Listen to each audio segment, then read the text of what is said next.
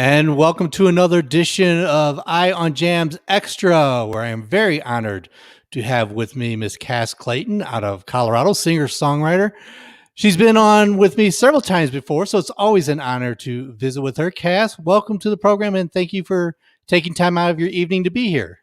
Thank you, Tim. I'm so glad to be talking with you again. We've had some really interesting conversations over the last have. We're going to have to get together just one time. Of course, it'd be nice when COVID is over, we can sit together and do it in person, but just do like a 3-hour interview, because I think there's like enough stuff that we could cover in that time. I think so too. We would amuse ourselves. If nobody else, we would be down the rabbit hole on something. That's for sure. Yes, we would. Yes, we would. For those who do not know much about you, let's kind of start from the beginning. How did you get started in music? What drew you to do this? Well, I mean, it was an unusual thing that happened because I didn't have any music background. My dad was really obsessed with music, especially blues and jazz. So we grew up listening to music and we went to a lot of shows. But I didn't get into music until, I was 45. So when I started, and it's been 7 years now, so do the math. You're a brave woman. I know. You know what? I gave up caring about that. I decided not to play that game because I think people should know that it's okay to let some sands fall through the hourglass, and it's okay to claim your age. Now we're going to get off on a tangent real quick so soon, but has there been a fear? Because at least here in the U.S., that ageism, that stigma of ageism, and if you reach a certain age, and if women reach a certain age, that they're no longer, I don't want to be cruel, but no longer desirable. No, it's you can say it because I'm familiar with the narrative because I fought that narrative both internally and then hearing, especially if you're in entertainment or in music, it's obviously it can be a the death knell for anybody to know your age. Even if you're 35, that can be old. So, I decided to I never told a lie about my age, but I just didn't talk about it. And I decided recently that didn't serve any human on the planet for us to lie about how great we feel after 50. I mean, I am happier. I know myself. I have something to say in the music. I love women who are, young women, old women. I'm not threatened by other beautiful, I'm not threatened by beautiful young girls. I just feel like I'm celebrating life more than I used to. And I think not owning that would be untrue to myself and untrue to other people who, we can live past 100 now. And I probably, if I have any choice over it, I probably will. And I'm healthy. Plan to be healthy and plan to be around being creative for another 50 years if I get the choice in that. Well, that's great. So you started out in music. You really weren't in music, but you started out in music kind of as a fluke type thing. It was a fluke. And then the flukiest thing of all was that a friend of mine, I was a fundraiser, and we were working on a fundraising project for a nonprofit.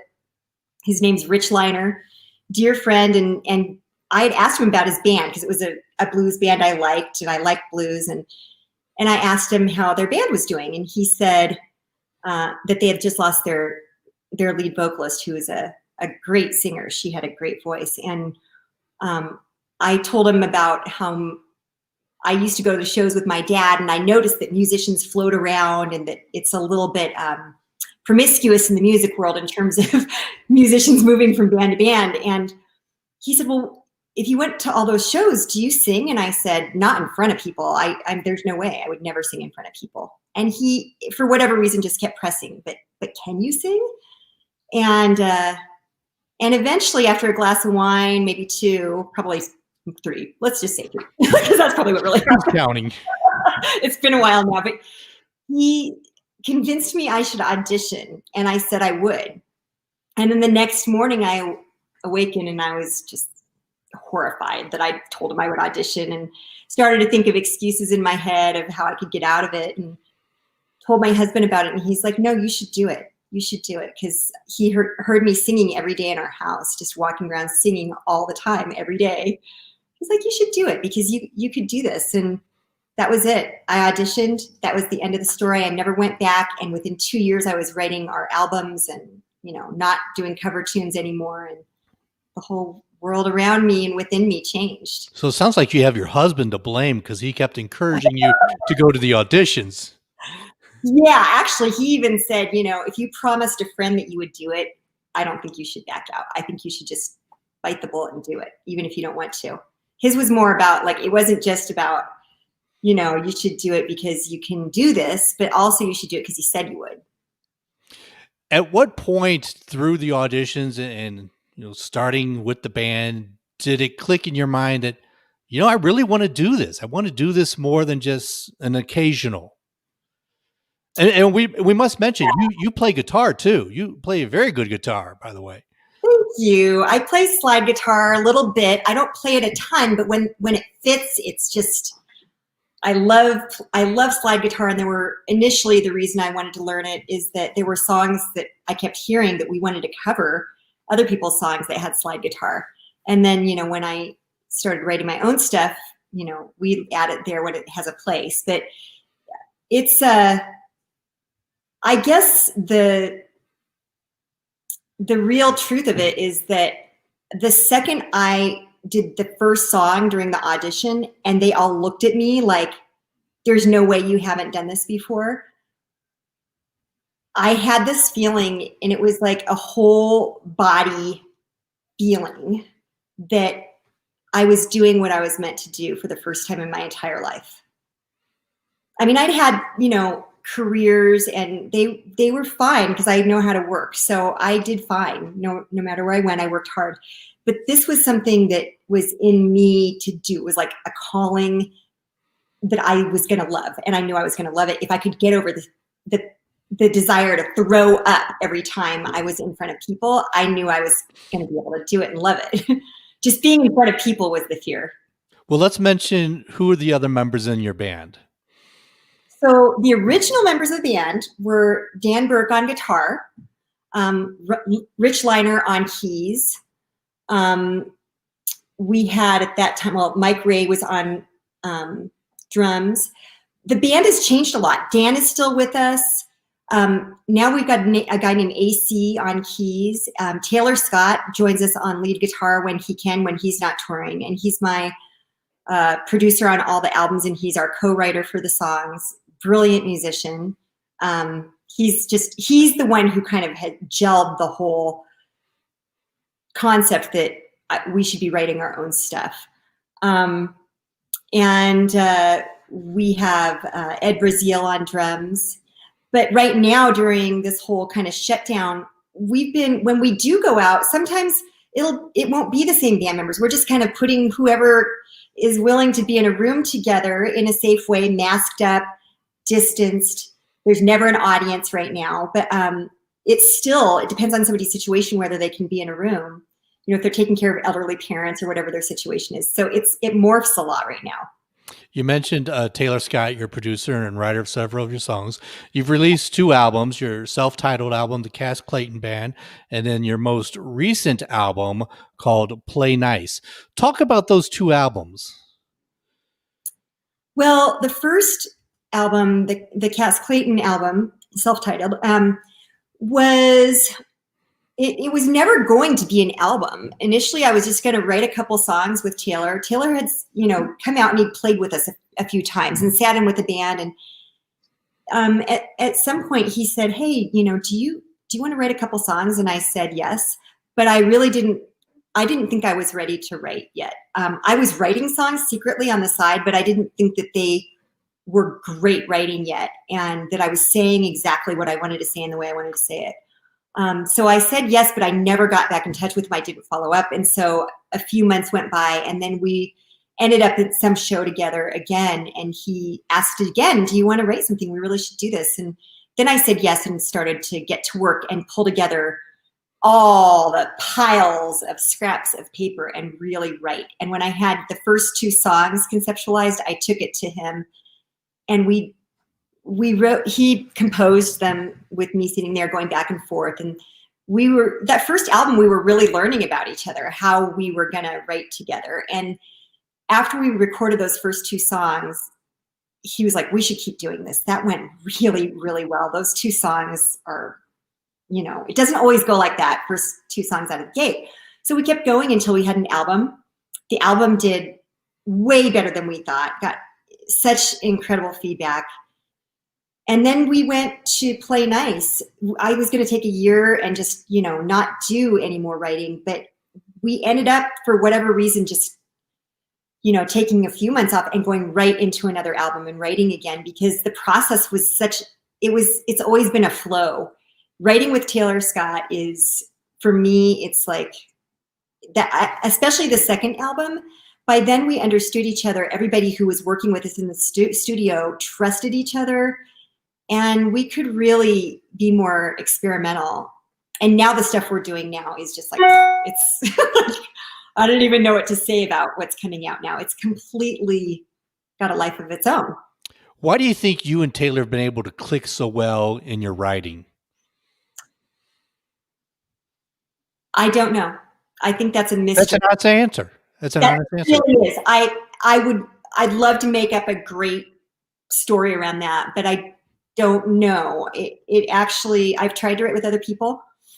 Doesn't always work, or it's really, it's challenging. I think there is a skill level that he has, that he brings to the table, this vocabulary that goes like 10 miles deep in multiple genres. And he's just a great composer. But I also think a big part of it is trust. And I think there's a factor that neither of us would probably be able to put our finger on that just works. Your albums both have received some recognition for them. Was it surprising to you to get that recognition so quickly? Yes. I'm still, yeah. I mean, I was doing this because I love the whole process. And I didn't want to sing other people's songs forever, because I felt like, again, a lot of those songs were written by young people about love in the way they fell in love, or about, in the case of blues, about people who had gone through the hardship of being Black in the South. And that was not my story. And I didn't want to, be telling somebody else's story, even though I truly believe that when you're performing, you can find yourself in any song, and you can, not any song, but a lot of songs, you can just completely feel them and put yourself in that other person's song. At the same time, I knew that I had something that I had to say as myself, and it was really important that I learned how to do that and trust it, and eventually not care what people thought of that message, whether they would judge it or not. There's a lot in those stories that could be judged harshly. It's not always a pretty picture of, how great my universe is. It's also the darker stuff that I've dealt with inside me that I'm not proud of. So, or that I've struggled with, or I'm still struggling with. So, is it difficult to sing that stuff to an audience, knowing that stuff's out there forever and ever? Yeah. I mean, I used to have a really hard time with it. And then Dan Burke, he was our original lead guitarist and is still with the band. He's such an incredible musician and a great mentor and a brother. And he took me aside one time And he took me aside really after every show for a long time. We would talk either that night or the next day, within a few days, he would coach me. And he'd say, here's what I thought you did really well. Because, we're talking about somebody who had never sung in front of anybody, had never played an instrument. I didn't know anything about music. I just knew about other people's music. So he would say, here's where you could grow. And I would just soak it in like a sponge and practice and practice and practice. And then he didn't say anything for a while. And he's like, you're sounding really good. And then the final thing, one of the later comments, or maybe one of the last comments he gave me that was a true like coaching moment was, he said, I feel like the one thing that you need to learn is to trust and like just be completely vulnerable to the audience and say the thing that's really hard to say and just be yourself and not try to, sugarcoat it. And that was the hardest thing I ever did. I still have to meditate before every show and just take myself within and be like, you know what? If I'm free, everybody else is free. If I say the hard thing, everybody else can say the hard thing. If I dance like a fool, everybody else can dance like a fool. And you mentioned you meditating before a show. What is your pre-show ritual? Or do you have one? Well, it's probably changed because I used to drink. But I recently stopped drinking kind of during this whole shutdown. I just felt like it was time to like clean my system up. And so I quit. But I used to always have like a glass of wine or a drink before the show, or sometimes I would. And then I would meditate either before or after that, just kind of come down, because I wasn't getting drunk or anything. I was just taking the edge off. And I would go within and close my eyes and just take a moment to get centered and create some space and openness so that anything that is supposed to come in can come through, and really just so that I can pour out my heart in the music and give everything that people deserve when they come out to hear a show. When we go back, I feel like, I always have to close my eyes and just do that before a show. I think that's a big part of it. And, the band is shuffling around backstage. They're doing their thing, but we've always been more on the quiet side. It's not like everybody's sitting there going, oh, but we're not just talking. We're talking a little bit in between things, but it's a time to get centered. People are tuning up. They're playing through a song that they want to nail down. It's after is when the party happens. What are you working on now? Well, loaded question. So much. The first few months of this, I was like, God, this is so great to have 3 months just to like sleep, because I was tired after promoting one album and then not a lot of rest promoting, writing, producing, or recording, and then, promoting another album. I was tired. So the first 3 months I was just like sleeping. It's like sleeping and sleeping. I can't even describe. I was so tired. I didn't even know I was that tired. And then reality hit. Wow, we're going to be in our houses for a long time. And then I started freaking out. Like, that's when I gave up drinking and started writing again. I started working on the writing and working on a new album. And we've really been doing that ever since. We're not rushed. So we've been really like not taking every song that's conceptualized is getting to tailor, even to write it. And then beyond that, we have songs that we worked on for a while that we were like, maybe we'll rework this one and take it in someday, and maybe we won't. We've been able to let things sit and kind of marinate. So the writing is really different. For one, a lot of inspiration in our songs has always come out of being out there with people and being interactive. And now these songs came out of reflection, so they feel different.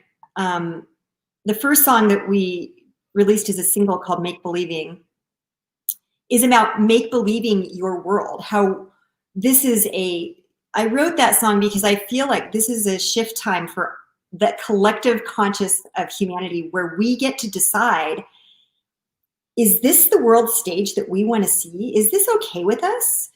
Like, what do we want? And make believing is about, it starts out, ever since I was a little girl, I played in the house with my dolls. They had to love one another or sit all alone on the wall.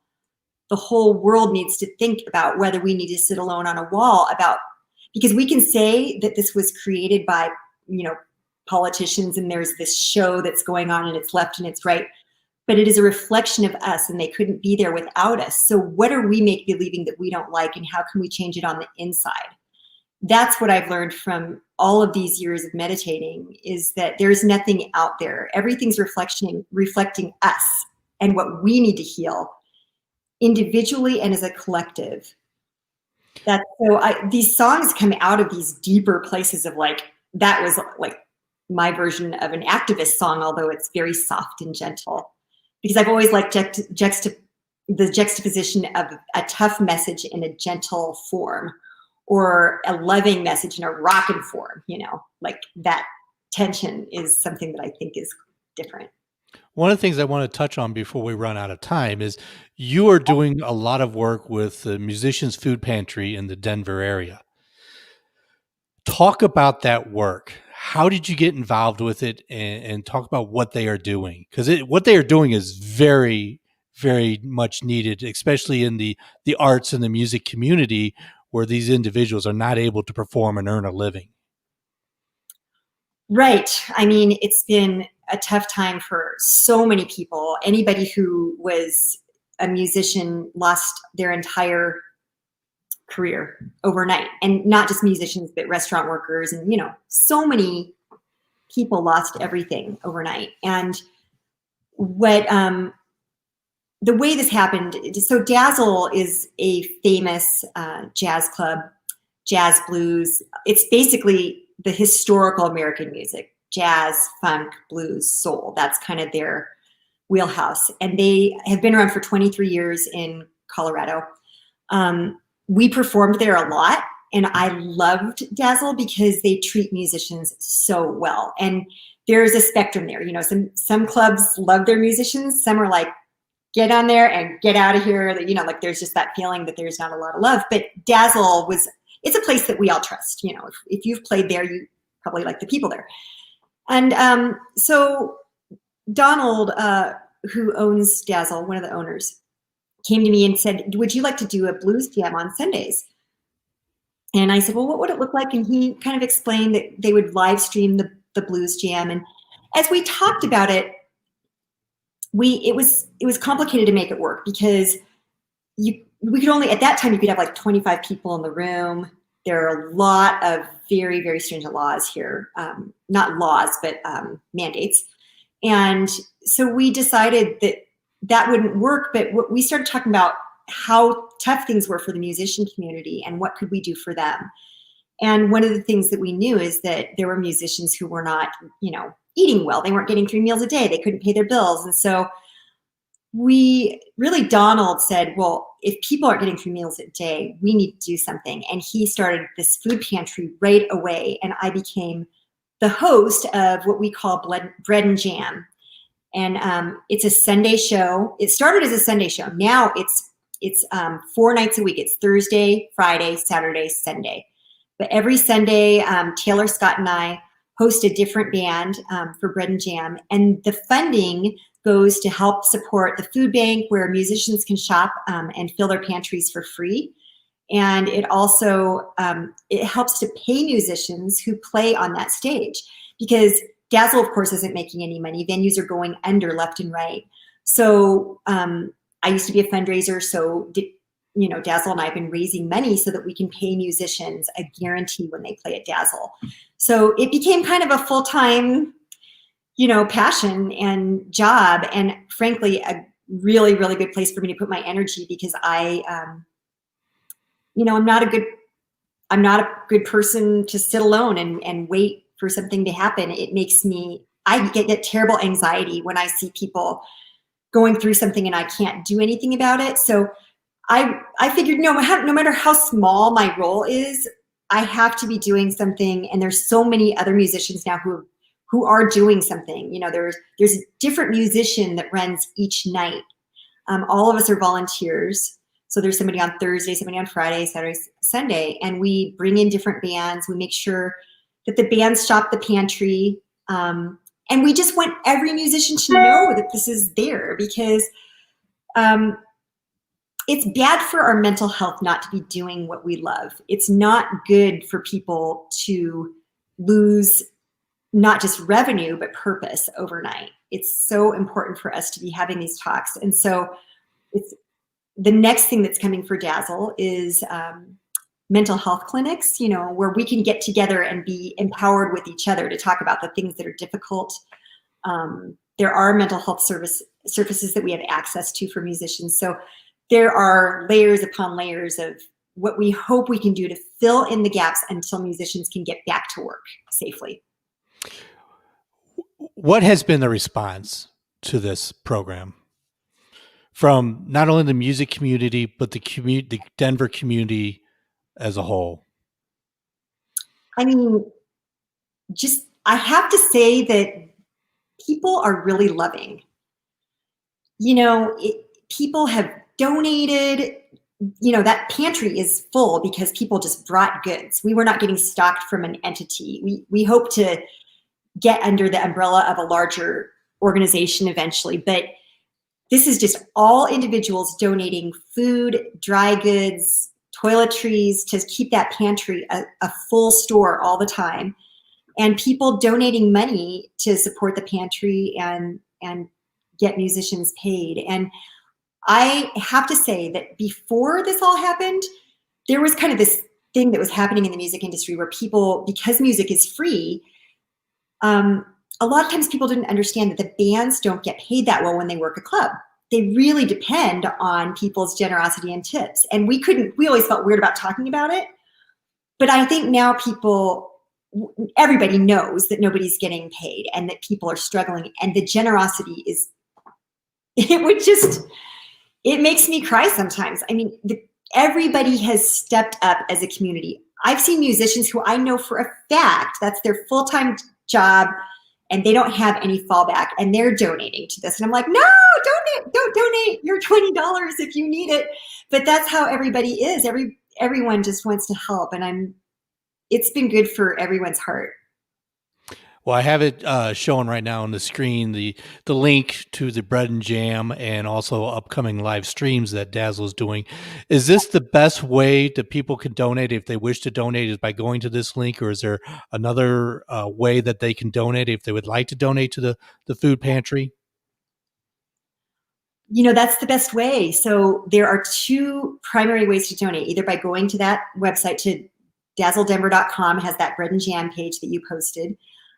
People can make a tax-deductible donation or a non-tax-deductible donation, depending on what your needs are. And then the other way is by donating non-perishable goods on Saturdays and Sundays, noon to 6 at Dazzle. And they're right downtown in Denver at 1512 Curtis Street. And they're just always trying to keep it stocked so that everybody can stop by. And by the way, just so everybody knows, like if somebody's connected in the music industry, they're not a musician, but they're somehow like they're a sound person or whatever, everybody's welcome to use this resource. Even a poor DJ? Yes, especially a DJ. Yes. Because we get no tips, no money, nothing. No, we're just doing it out of love, right? That's right. And I've always known that about you too. It's just the love of music and the love of musicians. And we're all doing just the best we can to keep our chins up. And when this is all done, the truth is there will be less venues, and the venues that survive will have less money because they'll be, have gone through this. So, we see this as a long-term thing that we will be raising funding for, to see if we can have a fund that helps organizations to stay open and musicians to keep doing what they do. It's going to look different. Well, how fearful are you that when this is over? I mean, we already know venues have shut down. I mean, it's been in the news since April, venues shutting down. How fearful are you that come whenever this ends, that there will be fewer and fewer venues for musicians to play at, and that the venues that are around, many of them may not be able to pay musicians in the beginning? Yeah. I mean, it is scary. I mean, I am concerned about it. I think, one of the things that I've done is try to figure out what are alternative models that we could use. And I ended up going down this rabbit hole of our monetary system and why our monetary system has never worked for artists. And then I started thinking about it. I'm like, it really hasn't worked for most people. My husband was a career, CEO. So I personally have this person who has created a completely different life. It's not like how most musicians live, which is why I've had the energy to focus on what's going to happen to these musicians, because I don't have to live in grave fear.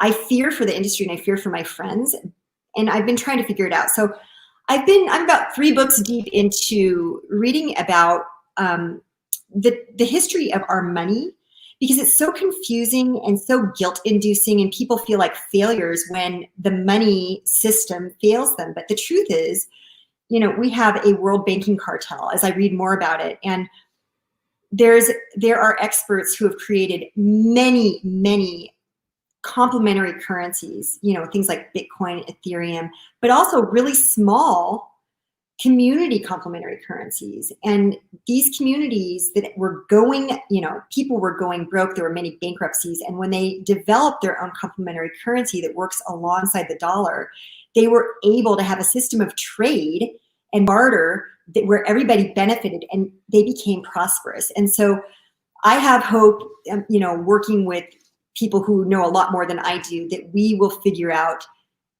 complementary monetary systems where people in the community, I think it only works on a community level where each community creates its barter system, but where we can be prosperous without relying on a system that was never intended to serve individuals. It was intended for the big bankers and big industry. So when I realized that the monetary system was never made to benefit individuals and you had to get really rich before you did okay, it's just like playing Monopoly. Like the person with all the hotels always wins, because once you get to that level, you almost can't lose. But you also can't win until you break out, and it's hard to break out. It's really important for people to understand the game. So part of what we're going to begin doing at Dazzle is, discussions to talk about money, which is it's a more forbidden topic than sex. You can talk about anything weird, but you can't talk about money because it scares the hell out of people. But we need to talk about it because we need to fix it. Cass Clayton, I want to thank you very much for being on the show. The albums are Cass Clayton, self-titled album, and the album Play Nice. Available at most locations, is that correct? They can buy them on your website or through the other unnamed sources that I know don't do musicians very well? No, that's okay. We can always mention them. I love that people listen to the music anywhere, whether it's Spotify or iTunes or YouTube. We just want people to hear the music, and everybody knows that we make money off of touring and merchandise sales, but we still want people to always listen to the music, because the more people who hear the message and enjoy it, that's what we're all about. So, but yeah, they can go, if they want to buy the music, they can always go to our website as well. You mentioned you've released one new single. Any other singles coming out? Yes. We have been working. Nobody's watching, so you can go ahead and say it. Nobody's watching, exactly. We've got a song that, as gentle and sweet as that one, I wrote a song with Taylor that will be coming out soon called We're All Going Down. That's about, it's about our dark side as humanity, like how we get twisted in these tales and we trust people we shouldn't trust, whether it's the preacher or, some authority figure. And it's about that. And it's kind of it's a really grungy, dirty, nasty blues tune. We've never written a blues song, which is ironic, having started as a blues band. We've always written soul, funk, rock, singer-songwriter stuff. And so the fact that a really good blues tune came out of us, we're like, oh, we got to do something with this. But and then after that, we've just got more coming out, and hopefully we'll have a whole album coming out, maybe mid-year to fall. But we'll continue to, like, single by single, I think, is the way to do it right now, because I think musicians, we've always released albums when we can tour. We're not sure if it would make sense to release a whole album until we're touring again. It seems to be kind of the quandrum for musicians right now. You can release an album, but you really can't support it by going out and doing shows like you normally would pre-COVID. Yeah. So a lot of the musicians are doing that route that you just talked about, of gradually releasing singles and then later on release the whole album. Absolutely.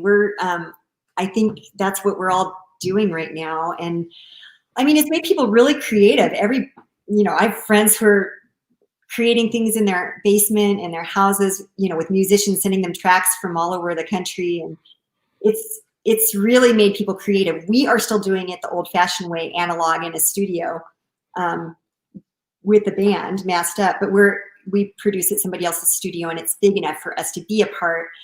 But I think this is a creative time for all people who have, I believe everybody's highly creative, whether they express it through, what's the obvious creative stuff, painting and writing and that stuff, or whether they are doing woodworking, or even accounting can be creative. We're creative creatures. But when there's time and space, I think it comes out in a richer way. So very true. I've been posting on the interview while we were going on your website, CassClayton.com, so people can go there to learn more about you. And I want to post one more time about Dazzle, upcoming live streams they got coming up. Plus, if you would like to donate or help out in any way that you can, even if you don't live in the Denver or the Colorado area, but you're able to help out, please check out that web address, dazzledenver.com/bread /and jam. I will post that website on the stream after it streams, when we post it up on YouTube and Facebook. So if you can donate, please do whatever you can. Cass, great to visit with you again. It's always a pleasure to speak with you and talk with you. Cannot wait to hear that dirty blues song that's coming out soon. I just cannot wait to hear that. Best of luck and much success to you and to the band and to your adventures with the Music Pantry, the food pantry for the musicians. We're talking about that. We really appreciate the support, and it's important to musicians right now. And I really hope that that everybody who's a musician feels free to use it and asks us, like, there's a need that's not met. We want to know about it because we want to do what we can to help. Even if we can't help personally, we are looking around and we'll find somebody to help. It's a great cause, and I look forward to seeing how you and Dazzle are able to expand it to incorporate even more in helping the musicians and the arts community. Thank you so much. Greatly appreciated. Till next time, everybody, have a great evening. Thanks.